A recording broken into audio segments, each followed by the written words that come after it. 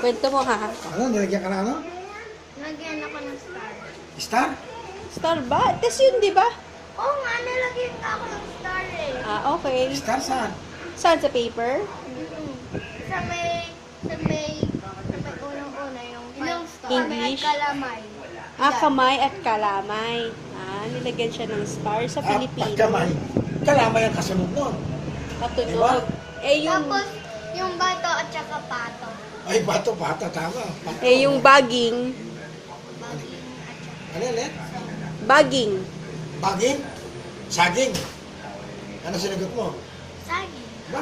Tagaling yan. Ay, ang susunod baging. Susunod. Tapos, sa Eh, pag English. sinabing tabo at saka tambo. Uy, walang ganon. Walang ganon. Eh, yung, Ano yan? yung Sa English, ano, nakasagot ka. yung English. English.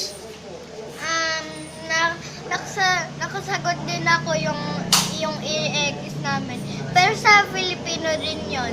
Ah, parang kamukha sa Filipino. Yung naiiba, yung kasi, yung sapo, ganon. Eh, yung mga shapes, inaral ka, may test kayo shapes. Sa numbers, Shapes. meron kayo. Sa math, Yung sa math. Sa math, meron. ano? Ano yung sa math mo? Sa math namin, for 0-0, bibilangin namin yung mga 0-0, yung circle na yun. Ah, yung circle, bibilangin mo. So, ilang circle yung nabilang mo? 11 yung sa may pang-una, 11. Ay, mali yun.